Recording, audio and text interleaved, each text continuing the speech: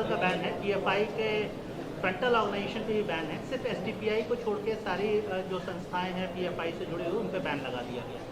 देखिए, मैं एक स्टेटमेंट अंग्रेजी में मैं पढ़ देता हूं आपके सामने कि while I have always opposed PFI's extreme and radical approach, I have always supported democratic approach.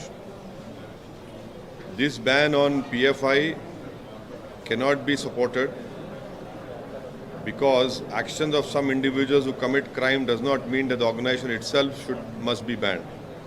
Supreme Court has also held that mere association with an organization is not enough to convict someone. A draconian ban of this kind is dangerous as it is a ban on any Muslim who wishes to speak his mind. The way Indian electoral autarky is approaching fascism, every Muslim youth will now be arrested with a PFI pamphlet under India's black law UAPA. Muslims have spent decades in prison before being acquitted by courts. I have opposed UAPA and will always oppose all the action under UAPA. It runs afoul the principles of liberty, which is part of the basic structure of the Constitution. We should remember that Congress amended UAPA to make it stringent, and when BJP amended the law to make it even more draconian, and at that time the Congress supported it. This case will follow the timeline of Kapan, where any activist or journalist is randomly arrested and takes 2 years to even get bail. How come PFI is banned but organizations associated with convicts of Khaja Ajmeri bomb blast are not?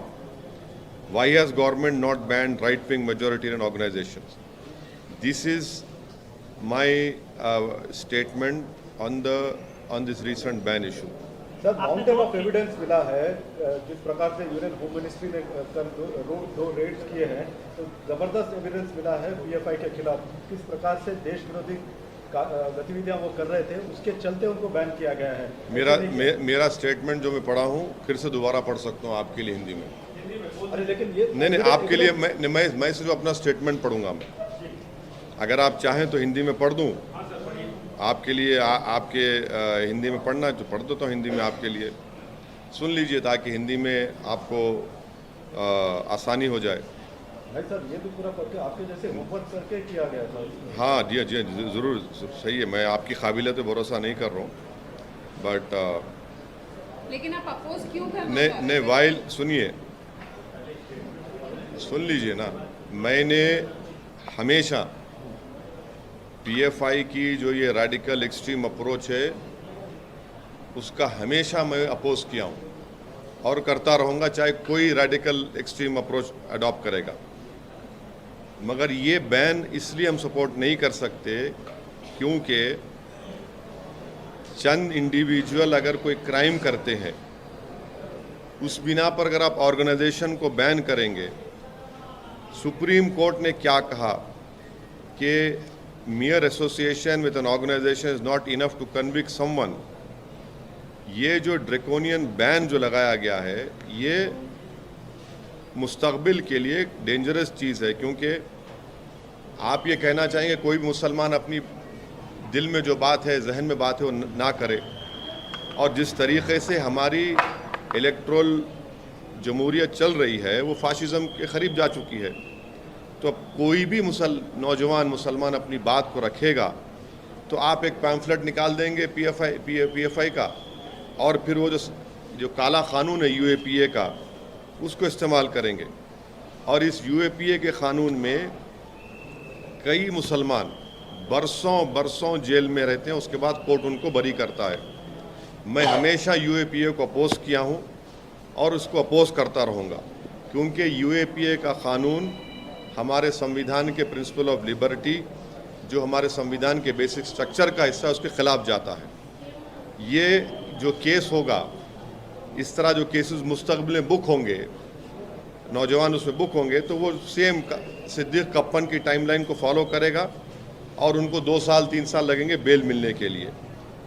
हमारा सरकार से पूछना ये है कि ख्वाजा अजमेरी रहमतुल्लाह अलैह की दरगाह पर जो बॉम्ब ब्लास्ट हुआ था, जिसमें मेरे कॉन्स्टिट्यूंसी का एक टोली चौकी हकीमपेट का रहने वाला, उसकी मौत हुई थी, उसमें 2 लोगों को कन्विक्ट किया गया कोर्ट ने।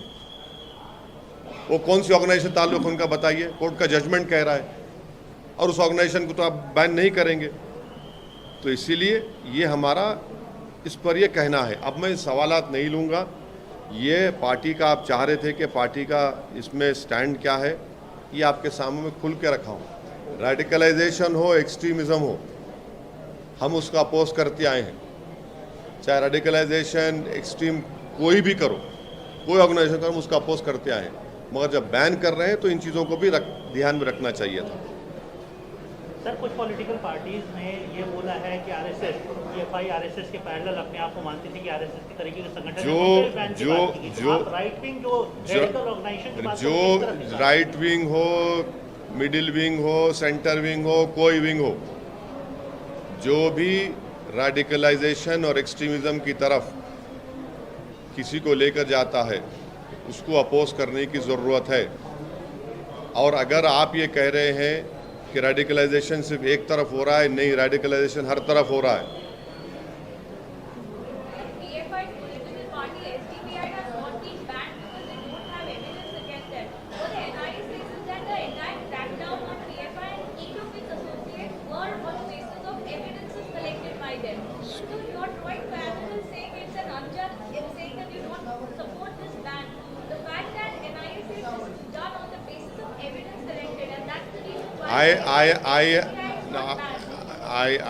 I would apologize to you. I have decided to read a statement. In my statement, I have mentioned the conviction of those people who had bombed Khaja Ajmeri Dargah. The world knows to which organization those 2 people belong to, the convicted people. There is a conviction, and the court has given the conviction. आप right wing की तरफ इशारा कर रहे हैं, तो आपका क्या कहना है? वो आरएसएस के साइड आप इशारा कर रहे हैं? राइट विंग में बहुत से हैं ना, राइट विंग में बहुत से हैं। अब तो कोर्ट भी ऑर्गेनाइज टीवी को बोला कि आप लोग देख के बोलो। बहुत सी बातें कोर्ट ने कही है। और हाँ, राइट विंग में बहुत से हैं जिसमें मैं ही नहीं हूँ। सर, एक लिंचिंग का मामला सामने आया है, आपको जानकारी होगी तो क्या है? अब ये देखिए, शहबाज अंसारी, मंदार झारखंड के बच्चे को, उसको लिंचिंग हो गई। अब ये रेडिकलाइज कौन कर रहा है इन लोगों को, ये बताइए ना। यही तो मेरा सवाल है, इनको रेडिकलाइज कौन कर रहा है कि वो शहबाज अंसारी, उसके ये जो जानकार हैं, ये लोग जो एलेज एक्यूज हैं, ये रेडिकलाइजेशन देश को बर्बाद कर रहा है। क्या शहबाज को इंसाफ मिलेगा, या फिर बीजेपी इन लोगों को भी जो एक्यूज हैं उनको फिर फूल माला पहना देगी? तो झारखंड की सरकार की जिम्मेदारी है कि इस पर सख्त एक्शन ले, और वो पीड़ित परिवार से कोई मंत्री जाकर मिले, उनको यकीन दिलाए कि इनसे इंसाफ होगा और उनकी मदद करना। मगर ये रेडिकलाइजेशन है, ये शहबाज अंसारी की मौत, उसका कत्ल, लिंचिंग, ये रेडिकलाइजेशन है, एक्सट्रीमिज्म है। ये धर्म संसद में क्या क्या नहीं बोला गया, ये सब रेडिकलाइजेशन हो रहा है।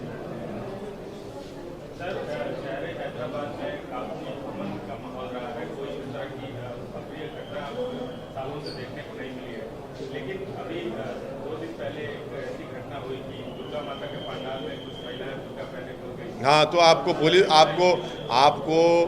आप तमाम ने हमारे एमएलएस का स्टेटमेंट आपने कैरी किया, मैं आपका शुक्रिया अदा करता हूँ। वो उसी वक्त गए, उसका कंडेम किए।